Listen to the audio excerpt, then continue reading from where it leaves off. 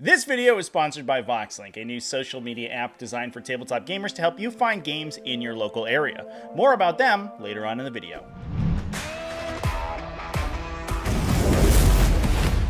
What's up, folks? Welcome back to Sounds Good Tortoise. My name is Trevi, and it's a brave new world for the Tyranid faction. And one thing we haven't done so far on the channel is go through a tier list of all the Tyranid units. Now that the faction has been dramatically rebalanced since the Arks of Omen update this past January. The face of the faction really changed with huge points changes and mechanical changes to a lot of the stratagems that were formed as sort of the core of the Tyranid faction, so I decided that it's a good time to go through and do another tier list for every datasheet in the army. Now, in the past, I have done this for the Tyranid faction, and I think the last one I did, I actually just covered Codex units, but today, we're going to be including Forge World as well, so it's really going to be a holistic look at the entire faction as a whole. I do have some criteria that I go through when I make my tier list. In this case, I'm going to be approaching the power level of a unit based on not only its abilities, but also its interactions with other units and its efficiency in the metagame as a whole. I also should mention that this is, of course, personal preference, and some people's playstyles are different, so their valuation of units may vary dramatically. In addition, you should go into this tier list style content with the understanding that this isn't saying that these units are, wholly unplayable and you can't get use out of them if they're in the lower rung. It's just that you're going to be working a little bit harder to do so than someone who is maybe focusing on the unit at the top of the tier list. Every faction in 40k has a lot of different varieties that they can build, and you can make units work through specific combinations. It's just a consideration of how difficult that is for you to do. There aren't really any units that I think are kind of wholly unplayable in the Tyranid army, and I do have a category for those. So going through our categories here, we are going to start at an unplayable level and then move up D, C, B, and A before we move on to faction staples, which are units that I think you are probably going to see included in most of Tyranid armies and are kind of core to how the faction functions. As always, if you enjoy my 40k content, especially my Tyranid content, please remember to drop a like on the video, subscribe on the channel, all the YouTube things, we talk about it every video, so you probably know the drill. And let's hear a little bit from VoxLink.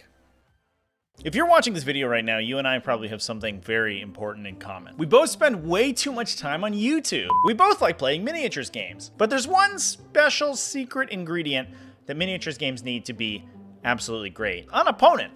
But those can be hard to come by if you're playing in a new location, new to the community, or maybe just moved to a new area, which is why I'm happy to talk to you about VoxLink. VoxLink is a new community building app designed by tabletop gamers for tabletop gamers. This new app is live on Kickstarter as we speak and will allow you to post up that you're looking for a game and the type of game that you're looking to play, and allow others to find and message you based on proximity. You'll also be able to use it to find new play groups, register for organized play events, communicate with local players, and even get notified about new content from your favorite content creators. Really, it's a wholesale social media app designed explicitly for tabletop gamers of all varieties, including those playing miniature games like Warhammer 40k. At launch, the VoxLink app is going to be free, but you can join as a premium member. And if you jump on the Kickstarter today, you can get enormous discounts on your premium membership. Premium membership is going to unlock some special abilities like event publishing and bracketing, 5% off purchases with brands such as Magnet Baron, Baron of Dice, and Dicehead Games, exclusive content on the app, and a verified badge, as well as exclusive beta access to the app and all of its features. Getting established in any new community is always hard, and especially so for the tabletop gaming community, which is why we need a tool like VoxLink to link players together. I see what you did there. All right, so let's jump right into this tier list with the bottom rung of the list, the unplayables. Now, these are units that, for the most part, are not actually designed to be played independently. They have data sheets, but in some circumstances, they are meant to be brought alongside other units. So in at least two examples on this tier, they're not really designed to be played by themselves. They're designed to be added to an army later on. The first one is going to be Spore Mines. Now, these already are not really a unit independently. They're supposed to be spawned by other units, and they have a datasheet that you can reference. They're costed really exorbitantly at 10 points per model. I think mostly so that they don't have to consider whether or not you're going to take them independently in a list. They're way too expensive at 10 points a model, since while they do sort of defend objectives pretty well, they're immediately easy to kill. And the only situations in which they're actually going to be hurting opponents' units is when they're on like a home base objective and your opponent has has to run onto that objective in order to take it. In that situation, they may trigger Spore Mine detonations and they could take some damage, but the damage that they deal is random. It's who knows if they're even going to trigger or go off, and because they trigger on a per model basis, your opponent can limit the amount of damage that they take from the Spore Mines. The real issue with Spore Mines is that the Spore Mine generation rules were all nerfed in Arks of Omen.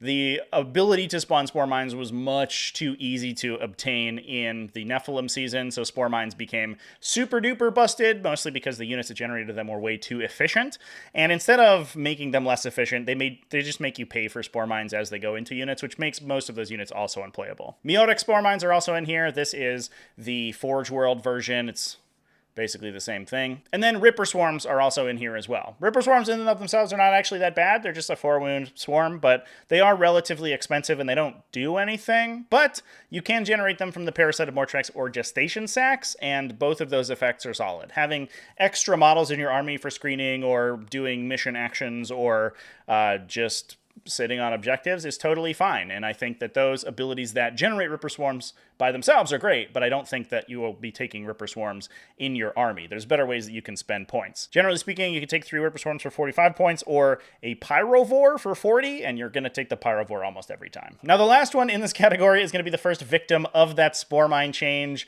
It is the Sporocyst. This is an unfortunate Tyranid fortification that their entire reason to be was generating Spore Mines. They have a bunch of guns on them, and they turn into a Synapse creature when they're within Synaptic Link range, and that's all pretty cool, but for a 100-point price tag, you don't really want to bring those. You're just going to bring Warriors or something if you actually want that effect elsewhere. The fortification rule itself is really problematic. It restricts where you can set it up on the table, it makes it hard to place, and unless you have house rules for an event or an area that you're playing in specifically, it can actually be very difficult to get use out of these guys. Previously, that was fine because they generated so many Spore Mines that they ended up defraying the cost that you would take to include this in your army. And even if they couldn't be placed in the most optimal positions, they could be placed close enough to the front line that you could put Spore Mines in important places. But since now the Spore Mines that they generate cost reinforcement points rather than being free, there's no reason to ever play these, really. It's unfortunate for the poor Sporocyst, but that is the way of most fortifications. Games Workshop just has literally no idea how to balance this unit type, and they're not willing to learn, I guess. That moves us on to D. These are units that are still theoretically playable, but don't really fill a role in the codex. The first one is absolutely shattering to my heart. This is the big man himself, Harridan. Harridan is one of my favorite Tyranid units. I don't know if you can see it on the camera, but he's sitting on my shelf over here in the back. The Tyranid Harridan has always been a super cool piece. It's a huge aircraft, meaning that while it can't hold objectives and kind of makes your list building interesting because the rest of your list has to compensate for that, the Harridan has always been extremely good at dealing damage, especially in the previous codex where it got a lot of buffs from Synaptic Link abilities and the Crusher Stampede Army of Renown. Since those things went away, Harridan basically lost all synergy with the rest of the codex, especially since a lot of the synergy with Titanic units was removed, with things like Catalyst being less effective when you cast them on Titanic units. You also can't give him adaptive physiologies. He doesn't have the core keyword, so he doesn't benefit from any targeted Synaptic Link abilities, and it's very difficult to even give him Synaptic Imperatives. He benefits a little bit from like the Tyranid Prime's imperative for exploding 6s, but that used to be an effect you could just give to him for 1 CP, so that doesn't feel too good. Since the nerf to Hive Nexus even, you can't cast that on him repeatedly with Hive Fleet Leviathan, although he does in Arks of Omen detachments get sub-faction abilities. That's a little bit of an upgrade, but it doesn't really offset the fact that he has been wildly nerfed. Now, the real problem here is that in the Arks of Omen format, being an aircraft, he also has to start the game off the table. So he begins the game in Strategic Reserve, which isn't the worst thing in the world, since a lot of times he would be Strategic Reserving on the first turn anyway if your opponent could kill him or the deployment zone was weird. But now that he's required to, the big benefit that he had being aircraft, where he could Alpha Strike your opponent to oblivion with 16 Strength 10 shots at 3 damage with +1 to wound, it's just gone. You can't do that anymore. For 700 points, you might as well bring a couple Harpies if you want to bring a similar style of build, and he just makes your army so much worse for having included him, since he is this big brick of points that can't hold objectives, doesn't synergize with anything, and doesn't even begin the game in your deployment zone. It's too bad, because Harridan is, I think, one of my favorite units in the entire Tyranid range.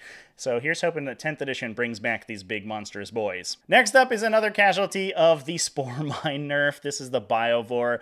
These things differ a little bit from the Sporocyst in that their entire reason to exist was not just generating Spore Mines. Their gun can also just shoot people and do damage. In fact, they automatically do mortal wounds, which makes it kind of a valuable gun in some situations, especially if you're dealing with units with layered defensive effects like Dark Angel's Terminators, for example. You can just shoot them with Biovores and be killing guys left and right.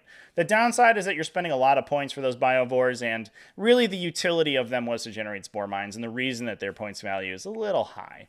They can fire indirectly as well, although then they also get hit by the indirect fire nerf, so they get -1 ballistic skill when shooting at things out of their line of sight, which is unfortunate, especially since that indirect fire, unlike real indirect fire, still requires that you have line of sight to the target with a Synapse creature. That's a cool mechanic and was kind of used to offset the overpoweredness of pure indirect fire, but then they also got hit with the indirect fire nerf and didn't get any counter to that, so they're just getting hit double. Moving on to the Hierophant Biotitan, I think this guy basically suffers a lot of the same problems that Harry Dan does. He's higher than Harry Dan because he does start on the table, although in some circumstances I think that that is still not very good for him because, at least according to all of the measurements that I've seen of the Hierophant model, it is physically too large to fit in a lot of deployment zones, meaning it has to take the first turn off anyway. So if you're playing in Dawn of War deployment, for example, this poor guy gets hamstrung pretty hard. That is, of course, unless you model for advantage, which you're highly incentivized to do because the base rule for the Hierophant and other units like it in the game is phenomenally poorly written. It requires you to basically create a base from the points of the legs, where the legs contact the table. It's terrible. It should just hull measure, but the fact that it is counted as a base means that it can't move around units or intervening terrain very well, since it can't intersect those with the lines drawn between the legs. It's just a really poorly designed unit in basically every way imaginable. Moving on, we kind of have another brace of Forge World Tyranids. We have the Barbed Hierodule. This guy, I think, just suffers from being an old data sheet. Barbed Hierodules were great in Crusher Stampede. They have a pretty decent volume of attacks and are okay in melee, and they still retain that old Scything Talon rule where they reroll their ones to hit, which is kind of funny. The downside is that on a shot-per-shot basis, they get out-damaged by almost every other ranged unit in the Codex, and being 18 wounds and hugely difficult to maneuver means that they are immediately vaporized by counter battery, because a lot of times they can't be hidden, they can't be obscured, and they have a tough time moving around obscuring terrain themselves, so more maneuverable enemies are just going to rip this guy off the table. He's not core keyworded, so he doesn't get any benefits from any synergies, rerolls, or anything like that. I was really hoping that these Forge World units would get another looking at by the design team when the Codex updated. If you gave Hierodules like the -1 damage effect that Carnifex has had, and maybe core keyword, I don't know, you could make them actually very playable, but they didn't get that, so they're unfortunately relegated to the dustbin. Speaking of Carnifexes, next up we have the Stonecrusher Carnifex. This guy might actually even need to be lower on the list, but he's basically a Carnifex, but didn't get any of the Carnifex mechanics that the rest of the Carnifexes have in the new Codex. He's costs the same amount of points, has less attacks, doesn't have the core keyword, doesn't reduce damage on him, basically just worthless. Dimachaeron is next. This one, I think, actually does have a pretty reasonable damage output, and you can do a lot of damage with a Dimachaeron. The downside for them is the same issue that the Hierodules have. It's that 18 wound characteristic, and they can be seen by enemies, and while they can move over intervening obscuring terrain, unlike the Hierodules, they aren't really fast enough to close the distance. This wasn't such a big deal in the 8th edition Codex, for which the Dimachaeron was designed, because you could double move them with Swarmlord and increase their threat range dramatically, but you can no longer do any of that, so they're just a move 12 guy, so that your opponent just stays maybe 20 inches away and you fail your charge if you check them, and then you're sad. Dimachaerons, once they hit, will still do a ton of damage, especially because they get rerolls to hit. Their Thorax Spine Maw abilities, not that great because it has a lot of counterplay from your opponent. If you just pull out of melee with the Dimachaeron, then it actually doesn't trigger the Spine Maw effect. So even if you're trying to kill things like Terminators that you would really appreciate having those mortal wounds on, your opponent, if they know what they're doing, can prevent that from happening. But on the flip side, the raw damage from the Dimachaeron's melee weapons is pretty solid. The downside is actually delivering them. Moving on to the Hive Crone. Kinda. This one, I think, suffers a lot from the aircraft change in the latest data slate update. This requires aircraft to start the game in strategic reserve, like we talked about for Harry Dan, and unfortunately for a flamer-focused aircraft, that's pretty bad.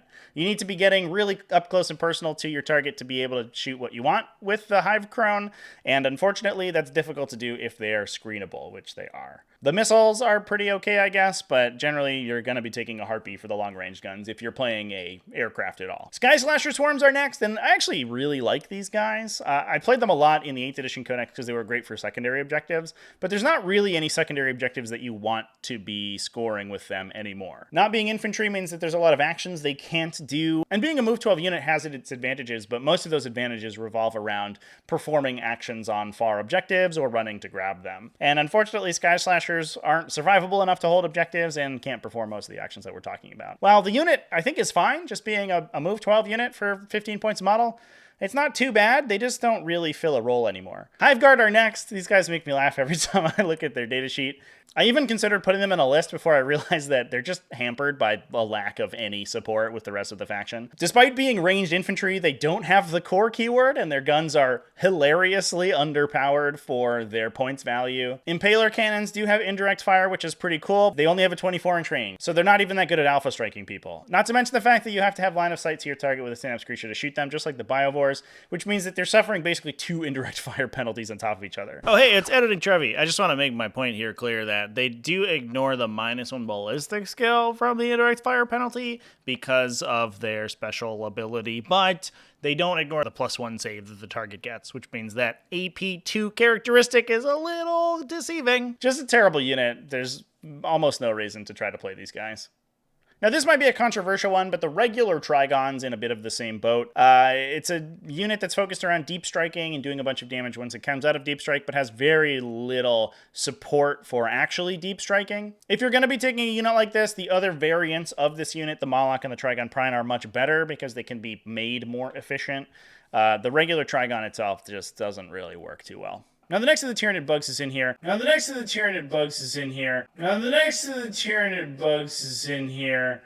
think I was supposed to say the next Forge World bug that's in here, but I don't know. Recording Trevi's a fucking maniac. This is the Scythed Hierodule. These guys are much more melee focused than the Barbed Hierodule, and I think that makes them a little bit more effective. They have a big 3D 6-shot flamethrower, which, despite being overshadowed a little bit by some of the other profiles in the new codex, is still pretty unique in Tyranids. It shoots 18 inches and automatically hits, so if you want to be sweeping infantry, this guy is really great at it, and has a boatload of huge attacks to boot. It also gets that reroll ones effect, which is pretty cool, especially because it doesn't have the core keyword, so there's no other way to source any accuracy improving effects outside of synaptic imperatives.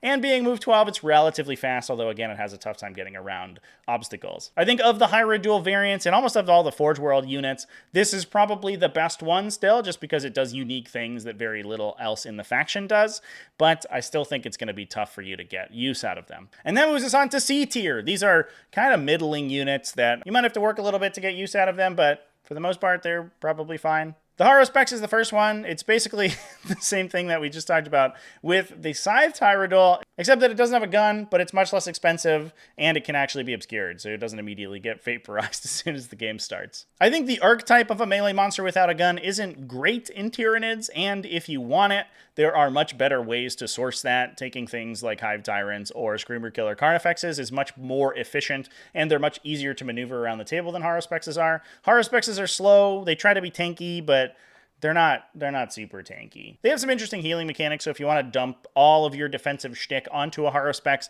you can certainly do that and try to keep it alive for as long as possible and act as a big distraction Carnifex basically for your opponent. And I think that's perfectly fine. I just wouldn't expect them to do a ton of damage. Next up are Raveners. Raveners, I think, are actually they're pretty fine. They're fast and can do a bunch of damage, but the massive points hike they got in the Arks of Omen update was, I think, just too much for them. They're unfortunately extremely easy to kill, and being 4 wounds a model and kind of relying on having a high model volume in their unit means that they give up no prisoners extremely fast. Lists towards the end of Nephilim were running usually 2 to 3 units of Raveners, and they ended up giving up secondaries to their opponent very quickly. And in a lot of situations, the Ravener defensive profile wasn't good enough to justify that. While they are -1 to be hit in melee and do have that boatload of wounds, their very, very poor save characteristic means that a lot of armies that are rocking lots of 2 damage weapons just vaporize Raveners as soon as they break cover. Despite that, there are situations where you can make Raveners work. Obviously, High Fleet Kraken's great with them because you can make them extremely fast.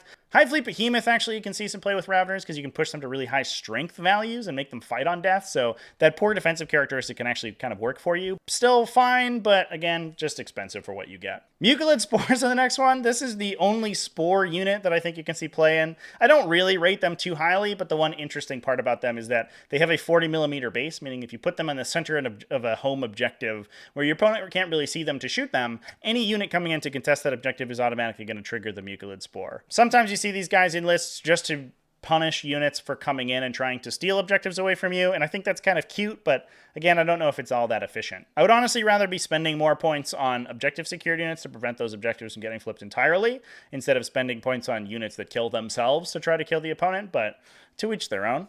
The Toxicrene is next. It's another big melee unit. This one's hampered a little bit by the physical model itself being so physically large, it's basically impossible to hide. So while it is only 15 wounds and can be hid behind obscuring terrain, it oftentimes gets line of sight squeaked onto it anyway just because it's so massive. The unit itself is a fine profile. It has some interesting synergies, especially with charge buff affecting abilities, since it can stack those on top of each other if it's in range to fire at the target with its gun to grasp those tentacles in and give itself a charge buff. There's one interesting combo you can do in High Fleet Kronos to extend the range of the gun and allow you to use it out of Strategic Reserve or Deep Strike, and then get a charge in with the Toxicrene and try to lock enemies in with you. And I think that's really interesting and cool, but I think, generally speaking, it's going to be more work than it's worth delivering this guy. One of the ways you can deliver it is the Tyrannocyte. These... they're just a big drop pod. Like, it's totally a fine unit. The problem right now, I think, is what you're delivering. Previously, you saw them dropping off big psychic bricks, either a bunch of Zoanthropes or Maleceptors in order to get in range for the Maleceptor Psychic Overload or the Zoanthropes Mites. In the current format, though, there's not really too much you're going to be doing with that, since those units are really falling out of favor. They're much less powerful than they were previously. And putting a bunch of work into delivering melee units, especially with a screenable Deep Strike, is a little bit awkward. If Tyranids had really powerful short-range shooting, I think you would see them a lot more. Pyrovores are an interesting include to get use out of these guys, but other than that, there's just not too much that you actually want to be Deep Striking with them. We got some characters coming up. Old One Eye is over here. He's an interesting guy. He's a Carnifex with a huge damage output, but for 250 points, he's just sort of wildly overcosted. That's about all I have to say about him. If he was a lot cheaper, he would probably be fine, but again, your HQ slot in Tyranids is extremely crowded. You have Neurothropes, you have Hive Tyrants, you have Broodlords. All these units are vying for those 4 slots you get in an Arks of Omen detachment, and Old One Eye just kind of falls by the wayside. If he was a Psyker, maybe, because then you could at least perform psychic actions and things with him. The fact that he's just a big beatstick dude who's kind of slow kind of hampers him. Although I do think there are lists that try to deliver him using Tervigons and Termagant screens, and getting him right up into the middle of the table and blowing up Knights and stuff is like pretty sweet. The Malanthrope is next. This is, I think, the same problem that Old One Eye has. It's in the HQ slot, and it doesn't have any utility besides its defensive aura. So it is a big monster that can sit in the middle of the table and be untargetable with thanks to that character keyword, but the role that it performs can be filled by Venomthropes just fine, and it doesn't do anything besides that. Occasionally it gives you a hit bonus if something dies next to it, which is like kind of cute, but not that great. Really, this thing needs to have a Synaptic Imperative and or be a Psyker. I think either one of those would make it very playable, and I think you would start to see it a lot more. Having that -1 to hit aura and being character protectable is really cool, and I think that's a super interesting niche in the army, but the issue with the Malanthrope is that it's never ever done anything besides that, and it really needs to have one more ability in there to affect the game in order to justify the use of that slot. Speaking of HQs, we got the Trygon Prime. This is very much similar to the Trygon, except the Trygon Prime actually has ways to deliver itself. Being a Synapse creature with a gun means that it automatically turns on the ability to shard lure itself on its own charges. So you can buff its charges, and you can equip it with relics like the Passenger to improve its chances to get into melee as well. So realistically, you can actually make this guy basically guarantee its charges out of Deep Strike, which is very cool. The downside is that it costs you like 2 to 3 CP to do that. It only has a 3+ weapon skill that can't be improved. You can give it heightened senses to reroll its hit rolls, which I think is great, but again, we're spending more CP on this guy, and the damage output on 2 damage melee attacks isn't that good. And any way you have it to increase its damage output either costs you more resources or eats up the slots to take those charge buffs that actually deliver it out of Deep Strike. I wouldn't put these guys on the table to begin with. I know some people like to do that, but they're just so flimsy that they kind of just die as soon as your opponent looks at them. And for their hefty price tag, I just don't think that's worth it. How far the mighty have fallen with this guy? This is the Winged Hive Tyrant. I mean, Winged Hive Tyrants, they do a lot of damage. Their output hasn't actually changed between the Nephilim season and Arks of Omen. The problem is that they still cost a ton of points, and upgrading any of these characters, especially if you're taking them alongside another Hive Tyrant keyworded unit, and have to use another CP for heroic support, starts to just cost so many points and command points to include. So they may be 1 point to begin with to bring in. If you're taking a Relic and Warlord trait, you're spending 3 CP and 200 plus points depending on your upgrade. And that's just so many points for a unit that can no longer protect itself after its charge. Now, they are extremely fast, and I think that's the big benefit over a Foot Hive Tyrant, is that you really get this kind of problem-solving unit that can run out and deal with enemy units that are kind of coming in to attack your brick. But the question is whether or not that's worth having no other output anywhere else in the game, and being much easier to kill than a Foot Hive Tyrant. And honestly, I just don't think it is. The big benefit of the Winged Hive Tyrant was that it was repeatable damage output with Overrun, and that is no longer usable on those guys. So they just go in, they charge something, and if they had to move outside of your defensive auras almost at all, they're just going to be dead on the subsequent turn. Pyrovore is the next one. I think these guys are just fine. It's a nice little utility unit. Has a great gun, and they're playable in units of 1. I think the real downside is that I just have trouble finding space for these guys. I wish they were still a little bit cheaper so that you could take a couple of them as utility units and just use them to plug holes in your screens or do actions and stuff like that. They're super good for that, and they're pretty good late game as shooting pieces. And sometimes you can kind of buff them up to do a bunch of damage in the shooting phase. But their damage output is very variable because they have random shot weapons and has been kind of power crept out. On release, these guys did a bunch of damage, but they were also much cheaper, and their profiles looked a lot more impressive in the comparison with a lot of other factions. Now, if you compare them to something like Tzeentch Flamers, they just feel very sad. The big benefit, I think, right now is that you can strategic reserve these guys for free, so they can come off the side and burn down enemy utility units and stuff like that. And I think that's pretty cool, especially since a lot of enemy utility units have a tough time actually mixing it up with a Pyrovore. They're very good in melee randomly, they overwatch well, and they're kind of hard to kill if your opponent doesn't dedicate solid shooting to them. So, I mean, the datasheet's really solid. It's just, a question of whether or not you need the kind of output that they give you. Lictor's the next one. I know these guys saw a little surge in popularity to try to score behind enemy lines, but the problem with scoring behind enemy lines with deep striking units is that it requires your opponent to not have the ability to counterplay that. And most opponents, especially in strong armies, will just screen you out. A benefit of Lictors is that they can potentially deep strike over the course of the game. They're not just locked into the first through third turns. But again, there's a lot of counterplay. People are expecting deep striking, redeploy effects and things like that, and that just makes it more difficult for Lictors. While Lictors have a pretty good profile at the pretty hefty price tag, I just don't know if it's worth it, especially compared to cheaper options to try to get secondaries like that. And that moves us on to B tier. Again, these are basically middle of the road units. They're a little bit easier to get use out of than C tier, and these are units that I think a lot of kind of fringe builds will be including. Unlike D and C tier, where you have to kind of jump through hoops to get efficiency out of the units that we're talking about, depending on the list that you're playing in, the units from here on out are going to be pretty effective. And that's starting with the Broodlord. Now, personally, I don't really love this guy because he's expensive and his damage output is very bad. He does have like reroll to wounds, but at 2 damage apiece and not great AP is just kind of sad. The big benefit for him is that A, he can be included in a detachment without taking up an HQ slot. And as we talked about before, the HQ slot in Tyranids is constantly being fought over. So this guy becomes a great option to sit in the middle of the table, perform psychic actions or interrogations, and pass your synaptic links up the chain, especially to units like Genestealers that are potentially forward deploying. That's how you unlock him to begin with, and so he synergizes well with Genestealers if you're trying to play kind of an alpha strikey list. His synaptic imperative is weird and kind of bad. It gives cover to your infantry specifically, not your other units, which is bizarre, and doesn't interact with a lot of the cover mechanics that the faction has. So things like naturalized camouflage won't actually trigger off of the Broodlord's imperative. It has a lot of like scornergistic anti-synergy, which just sort of sucks. And when you're adding that on top of an expensive body that doesn't really do anything over the course of the game, the Broodlord's a little bit of a tough sell. But that said, he does bring a lot of utility to the army, so he's not the worst include, depending on the list. Next up is the Thornback Carnifex. I was actually reviewing these guys in preparation for this video and was surprised with the amount of additional rules that they get.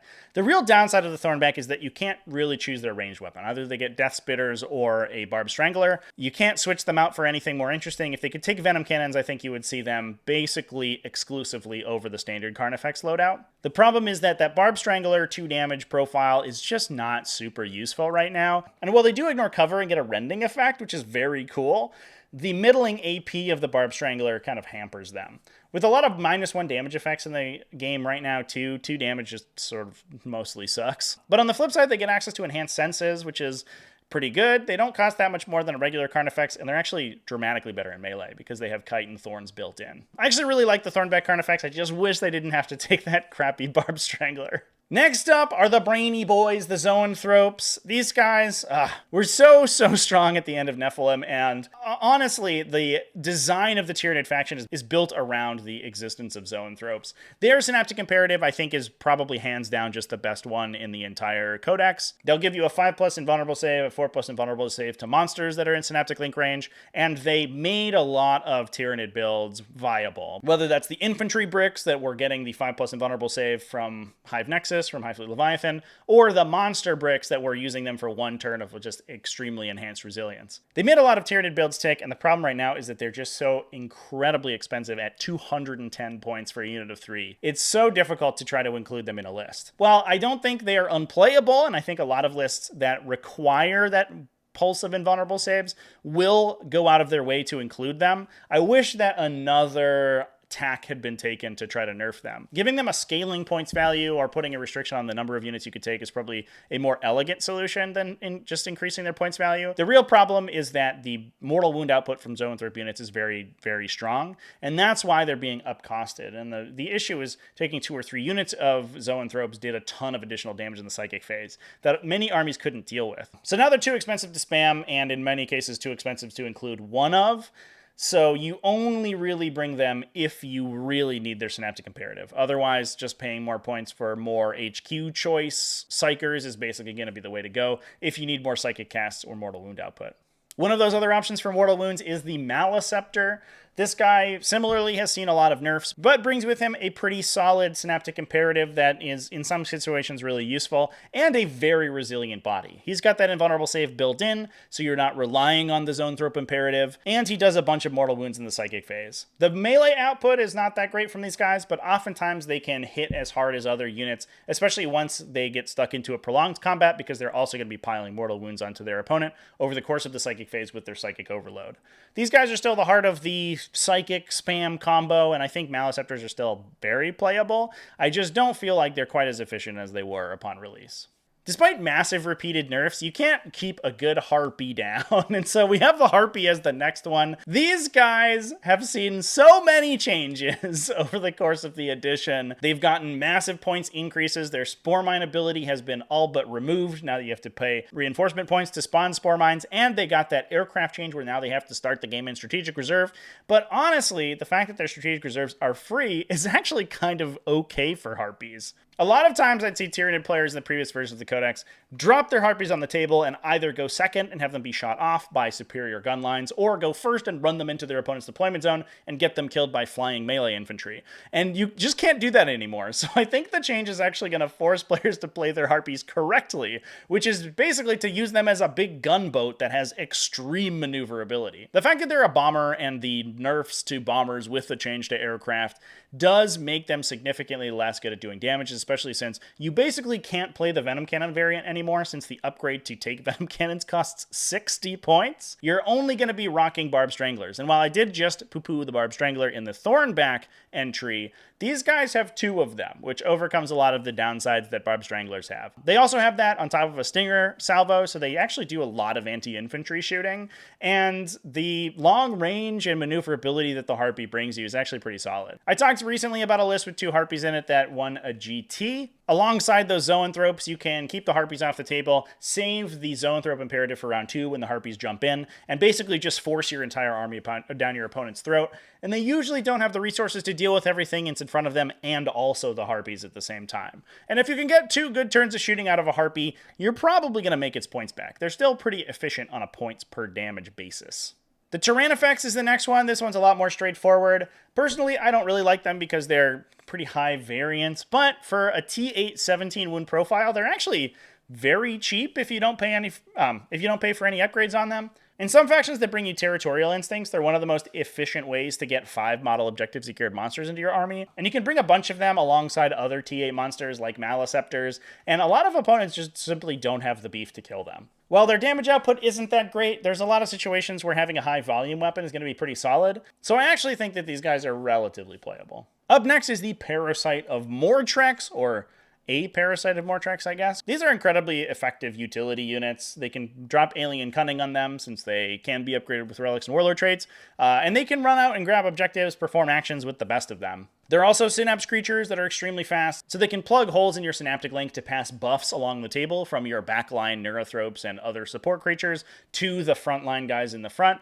and be character protected the whole time. They also have the ability to remove objectives secured from people, and if you can grant them OBSEC themselves, they basically just take objectives from people willy-nilly. I think that's amazing utility, and their primary objective control is really, really strong. The downside for them is that they do have that character keyword, and they're super flimsy once they actually commit, so you have to keep them very safe in the early game and only really commit them in the late game where your opponent doesn't have the beef to kill them. And that's mostly so that they don't give up secondaries like Assassination once they're inevitably killed as soon as they advance. That said, still a great utility unit, and you can get a lot of primary objective points out of these guys. Another great utility character is the Tyranid Prime. This is another HQ choice that you can include with no Force Orc slot thanks to their synergy with Tyranid Warriors. First off, they get a Venom Cannon, so that's solid. They put pretty decent damage in at range for pretty low points. And on top of that, they give you access to a cheap ranged HQ choice that you can use to trigger Shard Lure on people to make longer charges more consistent. On top of that, they give you a reroll once to wound effect, which means that your high damage core units like Tyranid Warriors or Carnifexes actually get a little bit more efficient, and I think overall that's just solid. The downside of the Tyranid Prime is that the downsides of the Tyranid Prime are that they're not very hard to kill once they commit, and their melee output isn't that great, so they don't act as a late game anchor like a lot of other support characters can. But that's what Hive Tyrants are for. You're not really relying on the Tyranid Prime to do that. But sometimes they can act as a caddy for your support powers, and they make a great support unit, since they can still contribute to the fight with their pretty solid gun while sitting in the back and just passing buffs along the Synaptic Link. Moving on to the Exocrine, I have a great love-hate relationship with these guys. They're one of the highest output ranged units in the Codex, but they're also one of the highest variance ranged units in the Codex, and that can make them extremely frustrating. Not only do they have no access to rerolls and a relatively high volume, which means that floating rerolls like the Leviathan or Gorgon rerolls to hit or wound respectively don't really work very well for them, but they also have a stratagem that gives them exploding sixes. So you're rolling a low amount of dice that can potentially either roll no sixes and you've wasted your CP, or roll a bunch of sixes and double or triple their effective damage output. Exocrines basically go from either doing no damage at all to your opponent's army or vaporizing units one shot at a time. The big benefit of Exocrines is that they're pretty tough to kill, especially for being kind of a ranged tank. While they have the same defensive profile as a Haruspex, the difference is that the Exocrine isn't required to actually break cover and run up at your opponent. If your opponent is keeping cagey, the Exocrine can just stay out of line of sight itself, since once they break cover and come to shoot at your other things, Exocrines can just pop out and vaporize them with Bioplasma. Being a ranged unit also makes them a good outlet for things like Voracious Ammunition to do additional damage, and because they're oftentimes only taking heat in the mid to late game, upgrading them with Dermic Symbiosis keeps them around for a really long time. They fill a much different role than basically any other ranged monster in the Tyranid Codex, since again, there's no incentive for them to leave cover before it's time for them to shoot. Whereas other monsters are kind of required to move up into the middle to take objectives, Exocrines don't have to do that. They just sit in the back and twiddle their little tiny scything talons until it's time for them to maybe kill an entire unit. Realistically, I do think Exocrines are a little overcosted, and they should probably get access to rerolls somehow. I think that's the case for a lot of Tyranid monsters. I think most Tyranid monsters should just be core, and I mean, most units in the game should just be core, to be fair. But even until then, I think they're mostly just solid, I guess. We're moving on to A tier now, so we're at the last stretch. Especially armies that mesh with the archetype of unit that especially armies that synergize well with these units. The Moloch is one of them. It can deep strike and can't really be screened since it can come in outside of an inch of enemies as long as you kind of broadcast the general area where it's setting up. And it even deals damage when it deep strikes, so it doesn't have to survive for a turn and charge because it can spread some mortal wounds out over your opponent's army. But the real utility here is their ability to steal objectives, being 5 models and objective secured if they are in a Territorial Instincts army. That means that if your opponent doesn't have enormous amounts of screening or Omni-Scrambler effects, like Space Marine Infiltrators, Molochs will just steal an objective from them. There's nothing you can really do about it unless you surround that entire objective with models and make it physically impossible to place the Moloch on the objective. And usually the entry hole that the Moloch creates is 12 inches from the marker that you place with it. So while your opponent knows where it's coming in, they will oftentimes have to screen 2 or even 3 objectives out to prevent the Moloch from disrupting their scoring at all. I don't think Molochs are great in every army, and even in every Territorial Instincts army, I don't know if they're amazing, but they are super useful if you're having trouble preventing your opponent from scoring. The downside is that they oftentimes give a bring it down like immediately upon dropping onto the table, but you're going to be training a 2-point bring it down for a 4-point primary objective swing, and that's usually just good enough. Tyranid Warriors are the next one. These guys have seen a little bit of a shakeup in builds since the change in Arks of Omen, and honestly, you don't see them in every list anymore. Whereas previously you saw at least a trio of them to pass Synaptic Link abilities. That's not the case all the time, but they're still pretty solid. Their Venom Cannons, for some reason, cost as much as their Death Spitters, which is weird, and Devourers are even better in some matchups, like against high-volume infantry. Having the 5-shot 18-inch range gun is pretty good.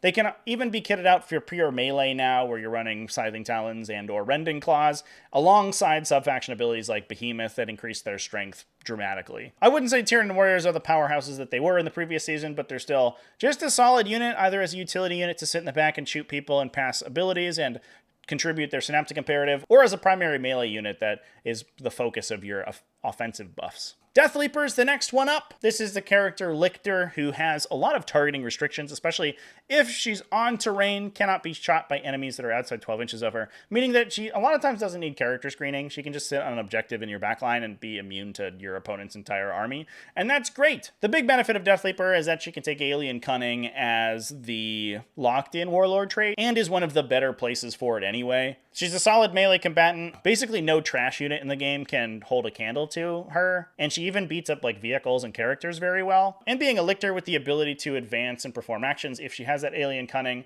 she can place aggressively, be immune to enemy attacks, put banners in the midboard, force your opponent to play aggressively, and then use the Lictor strategy to leave the table before your opponent even gets a turn. The utility of Death Leaper is just phenomenal. She's very expensive, unfortunately, but she hits pretty hard and is pretty useful. You basically never feel bad about including a Death Leaper in your army. Termagants are another one. They're just guys.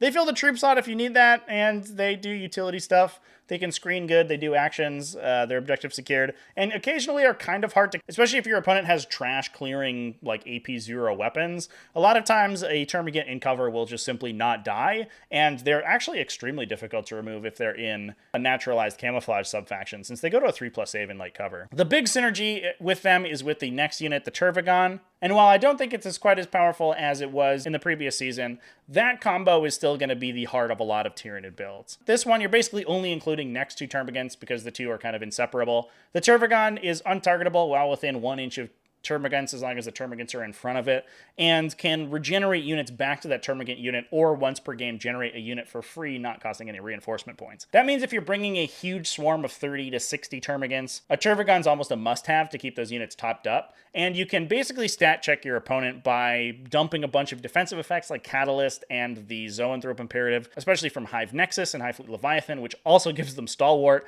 and many armies in the game physically can't kill that unit, which means that you dominate primary for the entirety of the game. There are some armies in the game that immediately lose as soon as you put that combo on the table. And it also facilitates a lot of other units. Things like Hive Tyrants and Neurothropes that are playing aggressively are going to be screened by not only the Tervigon, who is then screened by the 30 model Termagant brick, but also the Termagants themselves. So opponents can't really interact with them until they've been shot and psychic powered into oblivion. I wouldn't say this combo is like A tier or anything, but I still think it's pretty solid, and it's going to see you some free wins in any competitive event. Next up, we're moving on to the Carnifex twins. First up, I have the normal Carnifex datasheet. This guy is almost entirely brought with the combination of a heavy venom cannon and a pair of scything talons, alongside enhanced senses to increase its ballistic skill, and it's just a solid gun. They're pretty good in melee on the charge. They have 7 3 damage attacks, which is just fine. They're core keyworded, so they get buffs from direct guidance and all of the Hive Tyrant buffs like rerolls. They can even get reroll 1s to wound from Tyranid Primes, which can make them extremely efficient against T4 enemies. You'll be hitting on 2s, rerolling, wounding on 2s, rerolling, and just vaporize people. Having outlets for those rerolls on turn 1 or 2 is usually very important for Tyranid armies because they are losing efficiency by not having anything to point their Hive Tyrant buffs at. And one Carnifex in the army will do that. They can just remove 2 or 3 models from the enemy army every turn, act as a sink for your buffs, and even late game anchor as a pretty solid melee beater. Even in armies focused on Carnifexes, their volume of 4 damage shooting from a bunch of Venom Cannons can sometimes just vaporize enemy armies, especially who are relying on either heavy infantry or high wound count vehicles. Especially once you include like High Fleet Gorgon rerolls or High Fleet Leviathan floating rerolls. These guys start to become incredibly efficient if you have a couple of Hive Tyrants there buffing them too. Carnifexes are just real good.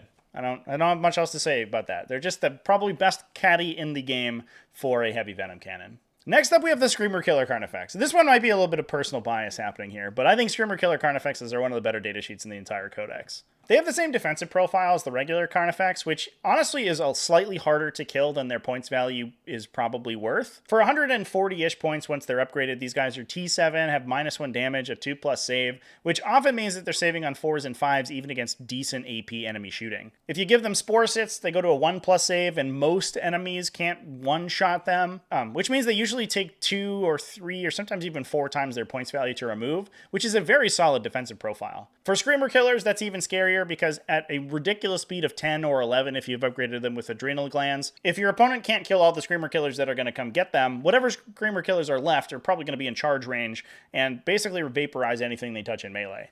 At 11 attacks at strength 8, once all of the buffs are applied between High Fleet Behemoth and Adrenal Glands, and 3 damage, there's very few profiles in the game that actually survive a charging Screamer Killer. They also have a weird leadership effect that can actually make them very good at clearing infantry randomly, which, with multiple Screamer Killers, actually adds kind of a lot of utility to the unit. Spreading out combat attrition rolls on your opponent's entire army can clear a lot of infantry randomly and make those units very easy to kill with your follow-up attacks. I love Screamer Killers. I think Screamer Killers are great, and I do think that Tyranids do need some sort of melee counterpunch a lot of times because generic Hive Tyrants and things like that really just don't cut it these days. And Screamer Killers are one of the most effective melee profiles, not only in the Tyranid Codex, but also in the entirety of the game. I don't think they're good enough to be the sole focus of your army, but you'll very rarely feel bad about including 1 to 2 in your army just to act as a little bit of an anchor. Now, speaking of a late game anchor, the poster child for that unit archetype is the Tyranid Hive Tyrant. These guys are the foot Hive Tyrants that, unlike the winged Hive Tyrants, trade their ability to fly and extremely high movement characteristic for a gun and enhanced defensive stats. They have a 2+ armor save, so small arms fire usually bounces off them, and toughness 8, so even multi-melta level effects can have a little bit of trouble actually killing them. They're not the tankiest things in the world, so those defensive traits don't actually matter too much, but it does help a little bit. The big benefit of these guys is that they can contribute to the game before they charge in, and have around the same damage output as a regular Hive Tyrant. Now, I think that the damage of the foot Hive Tyrant gets exaggerated a little bit. They're, unfortunately, outside of dumping a bunch of support into them, extremely unreliable. In melee, they only have 5 attacks, and in shooting, they usually are either running a Venom Cannon or the Relic Venom Cannon Shard Gullet, which is only 3 shots, and they don't have rerolls outside of any sub-faction abilities. Because their characters are not core keyworded, they don't get the benefits of rerolls like Carnifexes do. So a lot of times you'll actually find that they're dramatically less effective at shooting than their Carnifexes that they're buffing, which feels kind of weird. But on the flip side, it gives them a way to impact the game while they're just standing in the middle of the table, being protected by Tyrant Guard and are untargetable by enemy shooting. They give Tyranids a way to interact with enemy gun lines, despite the fact that Tyranid shooting is dramatically less efficient than basically any other faction's ranged attacks. Tyranids have a lot of ways to make their ranged attacks basically impossible to interact with, and Hive Tyrants are one of those. You can have 2 Hive Tyrants thanks to heroic support in an Arks of Omen detachment, one of them running Shard Gullet, one of them running a Balethorn Cannon, or both of them are just running heavy Venom Cannons, and they can kill a tank, or at least threaten to kill a tank every turn. And if your opponent doesn't come into you to try to deal with them, they have no way of interacting with them. That forces the fight to happen on the Tyranid players, and that's usually exactly where Tyranids want to be. These guys are also relatively fast. They're move 10 once they have Adrenal Glands, and they're Psychers, which is great. So, yeah, I don't know. They're just a solid unit. I've got Gargoyles over here at the top of A tier. They're just another really, really useful utility unit. Basically, if you have the 10-point upgrade from a Termagant unit, having a Gargoyles instead is almost always useful. Getting access to Blinding Venom to protect your melee units against Alpha Strikes is super important, especially in a situation where we have armies like World Eaters on the table that really want to be doing damage in melee and Alpha Striking you, but have very little way of actually removing those units from screening. They're also fast and can perform actions, being infantry, so being able to run onto a forward objective and drop a banner on it or something like that is super useful for these guys. Absolutely love Gargoyles, despite the fact that they're a little bit easier to kill than Termagants. They're better at screening and better at moving and doing utility stuff, so if you have the points to upgrade, a lot of times you're going to be doing it. And that moves us on to the staple tier. These are units that you're going to be seeing in a lot of Tyranid armies. Not necessarily 100%, because Tyranids are generally flexible enough to have a couple different builds, but I think that you're basically going to be considering them in every army that you build. And the first one is a direct competitor to the last unit we talked about, that being Hormagaunts.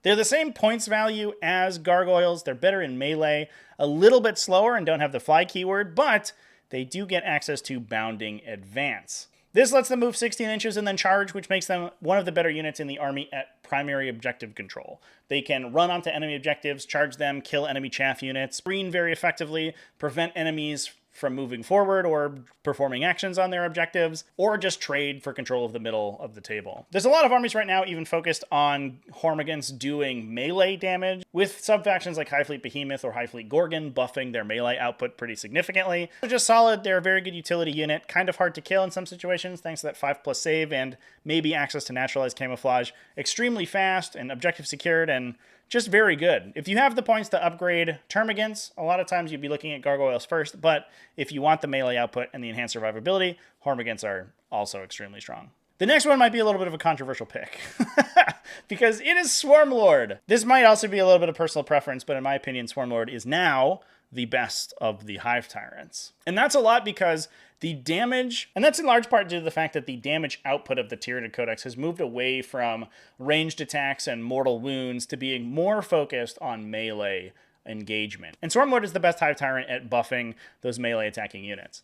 There's so many times in the current metagame where you find having reroll 1s from a regular Hive Tyrant is so dramatically worse than the full rerolls that Swarmlord gives you that you would much rather have Swarmlord in there, despite the fact that he doesn't have a gun.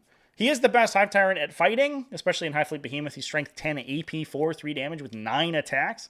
Big downside is that he doesn't have adrenal glands, so he doesn't get access to Adrenaline Surge to get additional attacks, which would really, I think, push him into a top spot, but you can still drop Voracious Appetite on him, and despite the fact that he doesn't have his own rerolls to hit, he does hit hard enough that he can usually late game anchor for you. He's also very sticky to kill. He's 13 wounds, which is a weird breakpoint because it takes additional hits from 2, 3, or 4 damage attacks. So he's basically like 20% harder to kill than a normal Hive Tyrant, but then also has the ability to 0 damage out melee attacks coming into him. His other benefit is granting things objectives secured, and because the timing of that effect happens during the command phase before primary objective scoring happens, he can actually flip objectives very easily, either granting objective secured to units that didn't have it previously so that they out-obsec enemy obsec units, or doubling their model count for objective secured on units that are already objective secured, meaning that units like Hormagaunts that are running at your opponent can not only get full rerolls from him, which they really need, only having a 4+ weapon skill, but they can also then count as 20 or 30 models depending on their model count, and that means that even an objective that your opponent is heavily dedicated to will often be stolen by those Hormagaunts. That effect lasts through your opponent's command phase, so that will impact their scoring, then falls off in your own command phase so you can place it back again on an objective that you want to steal from your opponent. It's actually a super useful ability, and it allows you to play armies that aren't entirely focused on troops and that bring non-objective secured units and let Swarmlord shore up that weakness by himself. He's just an incredible utility piece. He's hard enough to kill, especially with Tyrant Guard around, that you can play aggressively with him, so he can do psychic actions, he can cast offensive psychic powers, and while he doesn't have a gun, he makes up for it with dramatically improved melee stats. There's also a little bit of a benefit to the fact that he doesn't cost any command points, unless you're spending one on heroic support to take 2 Hive Tyrants. None of his abilities require relics or warlord traits, so you can spend all of that money on upgrading your other Hive Tyrants to be absolute powerhouses, and Swarmlord just does his own thing without the use of any stratagems. Next up, we've got Gene Stealers. These guys are kind of a concession to the metagame. Arks of Omen is incredibly Alpha Strike oriented. You have redeployment effects like the Barbican's Key or Gate of Infinity in a lot of factions that can drop units in on you on the first turn or later on in the game. And you have a lot of forward deploy. Eldari's bringing a ton of it, Orcs are bringing a ton of it, even Space Marines are doing it a lot. And things like pre-game moves from World Eaters are extremely common. Basically, every army in like the top 5 of the game has some way to either deep strike, forward deploy, or pregame move, or potentially all 3. And Gene Stealers give you at least some iota of counterplay to that. The unit itself is actually pretty good. They're 4 attacks each. AP3 is good in a format that doesn't have Armor of Contempt, so high armor save opponents aren't reducing their AP value, and you're going to be forcing a lot of Space Marines to be taking 6-up saves, which will usually kill them. Being core keyworded, as long as you string them back to your synaptic links, and if you have a Broodlord that can help a lot, you can, if you go first, even just alpha strike your opponent out of the game by killing key enemy pieces or disrupting their actions and secondary scoring. You can start the game, drop a bunch of buffs like full rerolls to hit, +1 to hit, objective secured from Swarmlord, +1 to wound from High Fleet Behemoth, run them onto an opponent's objective, blow up a bunch of enemy units, and then prevent them from putting banners down on that objective for a round. And that oftentimes will give you a leg up in scoring enough that you'll roll that out into a victory. They are a little expensive at 16 points a model, but even if you go second and you lose all your Gene Stealers, if they protected the rest of your army from your opponent's turn 1 deep strikes, then they've probably done their job, and you would have lost more points than the Gene Stealers were worth in that trade. They can often take advantage of forward terrain as well, and they can actually set up to hold mid-board or even objectives on your own side without being in line of sight on turn 1. Just super useful to have around, and I think almost every Tyranid list should have 1 to 2 units, if only to protect yourself from turn 1 deep strikes. Next up, we've got Tyrant Guard. These guys are here mostly because of their interaction with Hive Tyrants. Almost every Tyranid list is going to have 1 to 2 Hive Tyrants. I think that's just sort of the nature of the codex. Hive Tyrants give you psychic powers, they give you potentially ranged attacks, and they give you ways to punish your opponent for being too aggressive on the Tyranid army. And Tyrant Guard just make that possible. The unit itself is actually not even too bad. They have a pretty decent melee profile, especially if they're being buffed by a nearby Hive Tyrant. If they're within 3 inches, they get +1 attack, and they can have up to 5 or 6 attacks, even 7 if you have Adrenaline Surge on them, at pretty decent strength and AP values. You can push them to strength 8, AP 4 on their Rending Claws. You can get them multi-damage weapons with Crushing Claws, which I don't recommend, or with Bone Cleavers. Also don't really recommend that, honestly. I think just running Scything Talons is almost always the way to go, but you can specialize them if you want to. And they're extremely difficult to kill. They have a 2+ save and are toughness 6, and you can impact that with things like Naturalized Camouflage to give them a 0+ save against non-cover ignoring shooting, which makes them really difficult to remove. Once you start stacking defensive buffs on them, you'll find that a brick of 4 to 5 Tyrant Guard oftentimes just doesn't get killed by an opponent's gunline. If they are sitting in cover and have a Catalyst or -1 to hit effects from Venomthropes or Malanthrope on them, they just sit there, and your opponent kills most of them in a shooting phase, but not the entire unit. You've probably held the center objective, you've gotten a big primary objective bonus, and if a single Tyrant Guard is alive, they're still protecting their nearby Hive Tyrants, so you've prevented any shooting that goes in to your more valuable units. They're just great. I think that the combination of Tyrant Guard and Hive Tyrants is kind of the core focus of the Tyranid army, and that wouldn't work without the aforementioned Tyrant Guard themselves. I just knocked my microphone there, so I apologize for that. Moving on to the number 2 data sheet, we've got Venomthropes. These guys went up a couple points in the latest update, but only 5 points per model, and that's not very much. For a unit that was already extremely efficient, going up to 40 points apiece doesn't hurt that much. You only ever need 1 unit of Venomthropes, really. Sometimes you saw people playing 2 to play them more aggressively and defend against enemy charges. And I guess in a universe where World Eaters is like a real problem for you, I could see that being useful for Venomthropes. Just forcing a bunch of fight lasts across your opponent's army is pretty solid. The downside of the Venomthrope fight last is that it is only 3 inches, so it can be played around by your opponent pretty easily, and it only works on a 3+. So it's more of a threat rather than a consistent effect that you can guarantee. That said, Venomthropes just slap real good. They got 5 attacks each, they have 2+ poison. AP1's much better now that Armor of Contempt is gone, so they actually tear up Space Marine infantry pretty well as long as they don't have a base 2+ save or a Storm Shield.